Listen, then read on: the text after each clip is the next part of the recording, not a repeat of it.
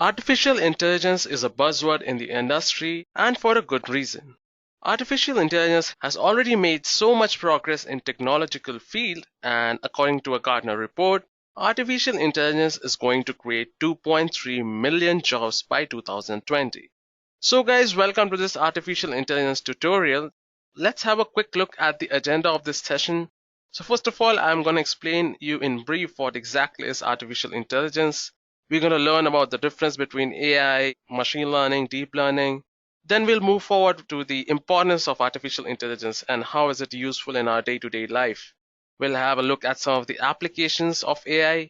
We're going to look at the domains of AI and the different job profiles in artificial intelligence departments. And finally, we'll end the session by focusing on the companies which are hiring for these professionals. So what exactly is AI? AI is a technique that enables machines to mimic human behavior. Artificial intelligence is the theory and development of computer systems able to perform tasks normally requiring human intelligence, such as visual perception, speech recognition, decision making, and translation between languages. Now, if you ask me, AI is the simulation of human intelligence done by machines programmed by us. The machines need to learn how to reason and do some self correction as needed along the way, and artificial intelligence is accomplished by studying how human brain thinks, learns, decides, and works while trying to solve a problem, and then using the outcomes of the study as a bias of developing intelligence software and systems. Now, the term artificial intelligence was actually coined way back in 1956 by John McCarthy, a professor at Dartmouth. For years, it was thought that computers would never match the power of the human brain, but it has proven to not be the case. Well, back then, we did not have enough data and computational power, but now, with big data coming into existence and with the great advent of GPUs, artificial intelligence is much possible. Now, generally, people have a confusion among these terms, which are artificial intelligence, machine learning, and deep learning. So, don't worry, today I'm gonna resolve this issue for you as well. Now, this artificial intelligence, machine learning, and deep learning, they all come under the roof of data science. Well, data science is something that has been there for ages, and data science is the extraction of knowledge from data by using different techniques and algorithms. Now, artificial intelligence is the technique which enables machine to mimic human behavior, and the idea behind AI is fairly simple yet fascinating, which is to make intelligent machines that can take decisions on its own. Now, machine learning is a subset of artificial intelligence technique, which uses statistical methods to enable machines to improve with experience. Now, deep learning, as we know, is a subset of machine learning, which makes the same computation of multi-layer neural network feasible and uses neural networks to stimulate brain-like decision making. Now, let's have a look at the importance of artificial intelligence. So, AI has made it possible for machines to learn from experience and grow to perform human-like tasks. A lot of flashy example of artificial intelligence you hear about, like self-driving car, chess playing computers, rely heavily on deep learning and natural language processing. Now, using these technologies, computers can be trained to accomplish specific tasks by processing large amounts of data and recognizing patterns in that data. Now, there are a lot of areas which contribute to artificial intelligence, which are namely mathematics, sociology, philosophy, we have computer science, psychology, neuroscience, and biology. Now, if we have a look at the importance of artificial intelligence, it automates repetitive learning and discovery through data. AI performs frequent, high-volume computerized tasks reliably and without fatigue. It adds intelligence to existing products. In most cases, AI will not be sold as an individual application. Rather, products you already use will be improved with AI capabilities. Much like the Google Assistants we added as a feature to a new generation of mobile phones. Now, AI adapts through progressive learning algorithms to let the data do the programming. The algorithm becomes a classifier or a predictor. So just as the algorithm can teach itself how to play any game, it can teach itself what product to recommend next online. It analyzes more and deeper data using neural networks that have many hidden layers. You need lots of data to train deep learning models because they learn directly from the data. The more data you can feed them, the more accurate they'll become. Now, AI achieves incredible accuracy through deep learning neural networks, which was previously impossible. These techniques from deep learning, image classification, object recognition can now be used to find cancer on MRIs with the same accuracy as highly trained radiologists. Now, guys, these were a lot of important aspects of artificial intelligence. And if you guys want to know more about artificial intelligence, deep learning, and a lot of technological stuff, make sure you subscribe our channel to never miss an update. Now, let's move forward and understand the types of artificial intelligence. So, there's not just one, but there are two types of artificial intelligence, and the first one is the narrow AI, and the second one is the wide AI or the broad AI. So, let's talk about narrow AI. Narrow AI is an artificial intelligence system that is designed and trained for one particular task. Now, virtual assistants such as Amazon's Alexa, the Apple Siri use the narrow AI. Now, narrow AI is sometimes also referred to as weak AI. However, that does not mean that narrow AI is inefficient or something of that sort. On the contrary, it is extremely good at routine jobs, both physical and cognitive. It is narrow AI that is threatening to replace many human jobs throughout the world. However, my curiosity did not stop here, so I was digging a little bit further. And what I found about wide AI is that wide AI is a system with cognitive abilities, so that when the system is presented with an unfamiliar task, it is intelligent enough to find a solution. Now, here the system is capable of having intelligent behavior across a variety of tasks, from driving a car to telling a joke, and the techniques aim at replicating and surpassing many capabilities of human intelligence, such as risk analysis and other cognitive processes. Now, artificial intelligence is used almost every day today. And in systems such as mail spam filtering, we have credit card fraud detection, virtual assistants, and so on. Now, I believe there is no end or limitation to the number of applications we have with artificial intelligence to make our lives better. Now, let's go through some of the use cases that I believe stand out from the normal use cases or the applications of AI. So, if we talk about artificial intelligence sports, a computer system that can defeat a world champion, which is Deep Blue. Well, in the late 90s, when the common man was still wondering what is artificial intelligence, we had computers trained to play games and solve basic problems. Deep Blue was a chess playing computer developed by IBM. It is known for being the first computer chess playing system to win both a chess game and a chess match against a reigning world champion under regular time controls. Now, Deep Blue won its first game against a world champion in 1996 when it defeated Garry Kasparov in Game 1 of a 6-game match. However, Deep Blue was then heavily upgraded and played Garry again in May 1997, and it became the first computer system to defeat a reigning world champion in a match under standard chess tournament time controls. Now, today, AI is available on these free chess games on your phones and exponentially faster and better than the Deep Blue. Now, next we have artificial intelligence for rescue mission. Now, what a majority requires is the use of AI and technology to ensure that the help arrives faster. We can start by developing system which helps first responder find victims of earthquakes, flood, and other natural disasters. Normally, responders need to maximize aerial footage to determine where people could be stranded.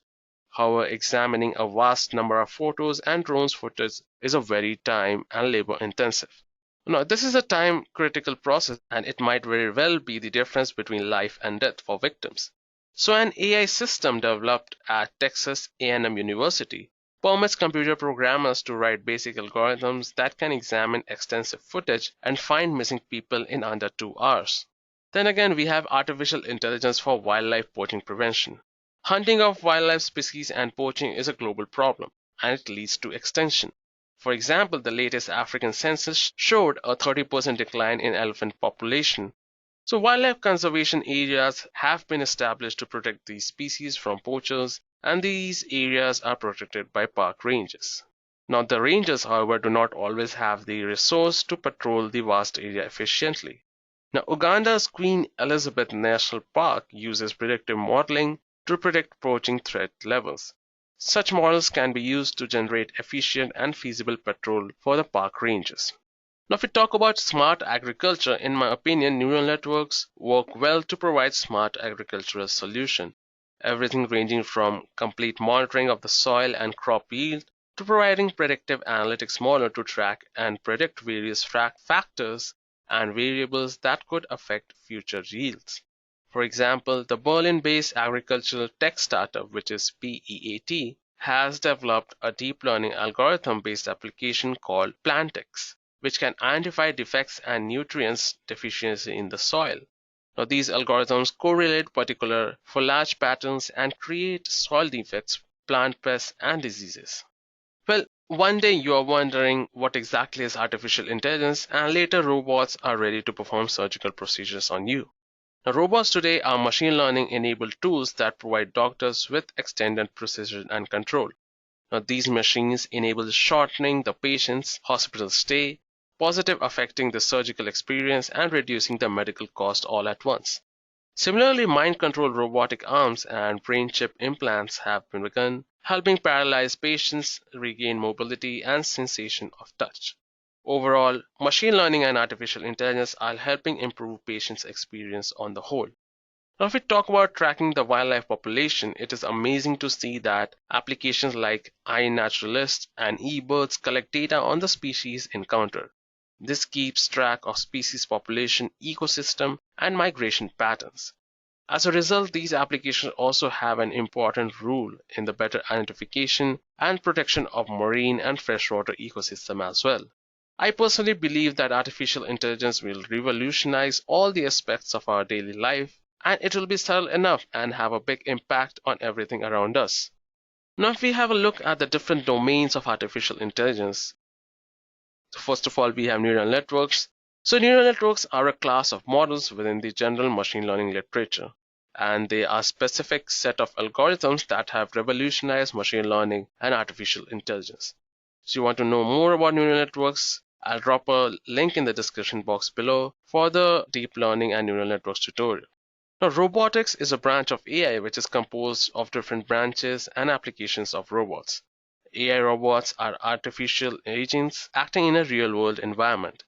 Artificial intelligence robots is aimed at manipulating the objects by perceiving, picking, moving, and destroying it. Now, if we talk about expert systems in artificial intelligence, an expert system is a computer system that emulates the decision-making ability of human expert. It is a computer program that uses artificial intelligence technologies to stimulate the judgment and the behavior of a human or an organization that has expert knowledge and experience in a particular field. Now, fuzzy logic system. So, fuzzy logic is an approach to computing based on the degrees of truth rather than the usual true or false, the Boolean logic on which the modern computer is based. Fuzzy logic systems can take imprecise, distorted, and noisy input information. So, fuzzy logic is a solution to complex problems in all fields of life, including medicine, as it resembles human reasoning and decision making. Now, one of the most important aspects of AI is natural language processing. It refers to the artificial intelligence method of communicating with intelligent system using a natural language. Now, by utilizing NLP and its components, one can organize the massive chunks of text data, perform numerous automated tasks, and solve a wide range of problems such as machine translation, name identity recognition, sentimental analysis, speech recognition, and topic segmentation. Now, these were the different domains of AI, and it just tells us how wide AI is, and it's just not confined to just one sort of area of development. Now, according to the job site Indeed, the demand for AI skills has more than doubled over the past 3 years, and the number of job posting is up by 119%. Now, this artificial intelligence tutorial will be incomplete without the different job profiles. So, if artificial intelligence appeals to you and you want a job in the AI field, then there are the different job profiles you can apply for if you have all the AI skills. Now again, if you want to know more about the artificial intelligence skills, what are required to become a machine learning engineer, supposedly a data scientist, you can refer to our other videos. I'll leave the link in the description box below as well for those videos. So the first job profile we're going to talk about is machine learning engineers. So they are sophisticated programmers who develop machines and systems that can learn and apply knowledge without specific direction. Artificial intelligence is the goal of a machine learning engineer. It cannot be more straightforward. And they are computer programmers, but their focus goes beyond specifically programming machines to perform specific tasks. They create programs that will enable machines to take actions without being specifically directed to perform those tasks. and they can earn a whopping $110,000 per annum. That's a huge amount of money. Now, the next job profile is the data scientist, and it has been awarded as the sexiest job of this 21st century. So, data scientists are those who crack complex data problems with their strong expertise in certain specific discipline. They work with several elements related to mathematics, statistics, computer science, and much more. And the data scientist role is a position for specialist. You can specialize in different types of skills like speech analysis, text analysis, image processing, video processing. You have material simulation, medicine simulation, and each of this specialist role is a very limited in number, and hence the value of such a specialist is immense, with an average salary of $90,000 to $100,000 per annum. Now let's talk about an artificial intelligence engineer. So artificial intelligence engineer works with algorithms, neural networks, and other tools to advance the field of AI in some way. Engineers may also choose between projects involving weak or strong artificial intelligence, where the different setup focus on different capabilities. The salary of an AI engineer is around $105,000. Now the next job profile which I'm going to talk about is the business intelligence developer.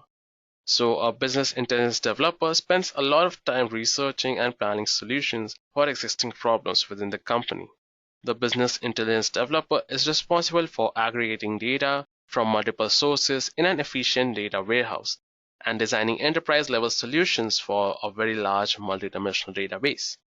Business intelligence developers play a key role in improving the efficiency and the profitability of a business. It's a career that's in high demand and commands an annual median salary of $92,000. Now, the big data engineers and architects have among the best paying jobs in artificial intelligence. In fact, they command an annual median salary of $150,000. The big data solution architect is responsible for managing the full life cycle of a Hadoop solution.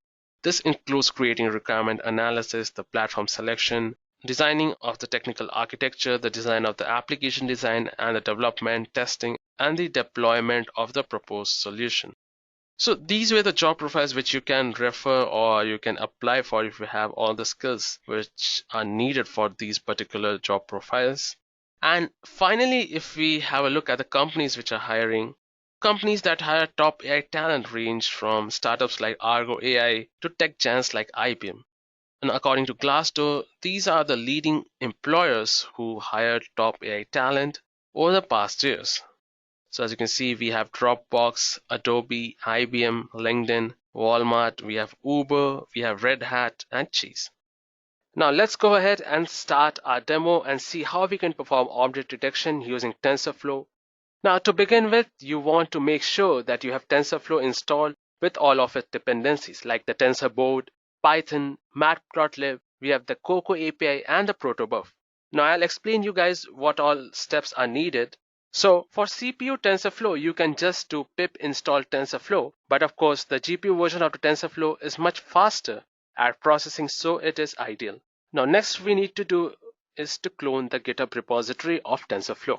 So for that, just go to GitHub and type TensorFlow, which is the official GitHub repository of TensorFlow. And inside that, we have the models section. Just go to this models. You can either clone this TensorFlow model or download it as per your wish. So I have already downloaded the TensorFlow model. Now the TensorFlow object detection model uses protobuf to configure model and the training parameters. Before the framework can be used, the protobuf libraries must be compiled. Now to download protobuf, all you need to do is go to Google/protobuf in GitHub, and here you will have all the different versions of protobuf. So according to your OS, which is Linux, Mac OS, or the Windows OS, or if you are using only the Python, you can download the required protobuf. So once you have downloaded TensorFlow and protobuf, create a folder in just C, which is known as TensorFlow, and in this you'll have the models master. Extract this and rename it as models and extract the protobuf. Now inside protobuf you have the bin folder. Now all you need to do is go to this bin folder. So let me just open the command prompt. Here I am using the Anaconda prompt, but you can use the command prompt as well. So once you have downloaded and renamed the models master as models, go back to the GitHub repository, and inside models you have the research, and inside research there is the object detection model which we are interested in. So let's go to the object detection model here. Now as you can see, this TensorFlow object detection API gives an accurate machine learning model description of how the objects are detected, and here you have the steps for the setup. So in the installation, as you can see, we have the prerequisites or the dependencies, which are the protobuf, Python, Pillow. You can install all of these using the pip or the conda command. Okay, so to download the protobuf on Ubuntu, you can do the sudo apt-get install. Then you can use the Cython, the contextlib, the Jupyter, and the matplotlib. Alternatively, you can also use the pip and the conda commands. Next, what you need to do is, once you have downloaded and extracted the protobuf, you need to copy this command.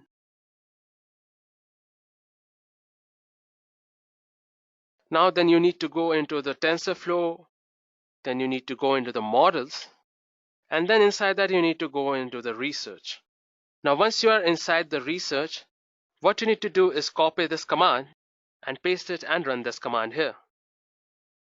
So what it'll do is, I'll explain here, is that it'll take all the object. If you go inside the models, research, and inside if you go to the object detection, you can see there's a folder named protos. So once you have compiled that code, all the proto files are then converted into the Python files. Now in order to have a better understanding of what the different supported components are, inside the protos folder, which contains the functional definition, especially the train, the eval, the SST, the faster RCNN, and the processing protos, which are important while training a model, all these proto files are present here.